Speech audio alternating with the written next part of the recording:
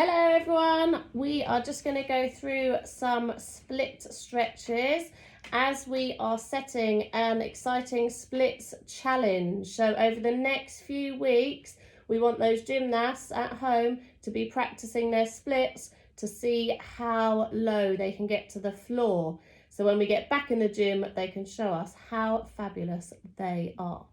Okay, we're going to start with pike fold. So against the wall, feet nice and flat, and then all they're going to do is bend their body down as far as possible and walk their hands in as much as they can.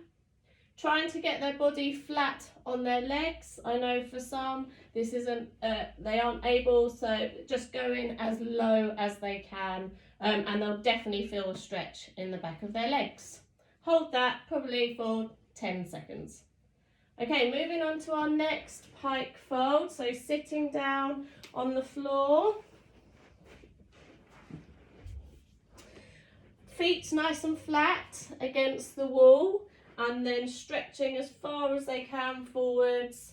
Again, Emily is supple, so they might not be able to get as flat, but just go as flat as they can and then stretching as far forwards as possible. And again, hold that for 10 seconds just to loosen up the legs and trying to stretch out the back of their legs. Okay, we'll go on to our split stretches now. So one leg forwards, make sure the toe at the back is pointed, a nice straight leg at the back, and make sure their knee at the front doesn't go over their toe, and then all they do is drop their hips as far as possible for that full stretch. And then from there they go up into a triangle shape, again trying to get the legs as straight as possible and holding that for 5 to 10 seconds. Next we'll go on to the box split stretch. That's it. So again, making sure the knee doesn't go over the toe. This leg here is nice and straight and toes nice and pointed. And again, just dropping their hips down as low as possible. And then coming up, nice straight legs, dropping their body as low as they can. Hold that. And then going down onto the other side for the other leg. So the same as the last one, nice straight leg at the back, pointy toe, and making sure there's that nice right angle shape on the front leg. And up. Okay, from there we're going to get a little platform, so use what you can at home. You might want to use the sofa or some stairs. We're going to use some pillows for this video.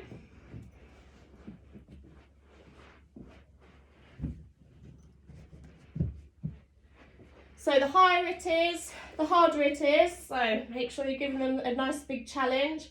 Stretching one leg out to the front, make sure it's nice and straight, make sure their hips aren't twisted, so their tummy should be facing the platform, and then stretching their arms forwards and holding this for 10 seconds. And then swapping legs. Again, in splits, we don't want their twisted hips, so just making sure they can get their tummy as much as possible facing the platform that they are using.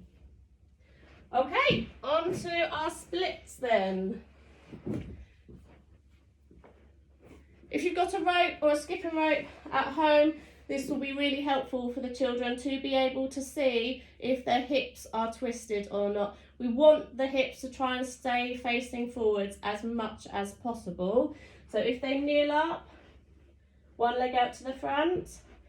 Okay, so get the rope from their tummy button and place it forwards so they can see where their hips are facing. If their hips are twisted, then obviously the rope will be far away from their foot, which we don't want. We want the rope to be as close to their foot as possible. Then from there, pop it down on the floor, so we've got a nice straight line, and then just getting them to slide their foot forwards and holding that nice shape for 10 seconds.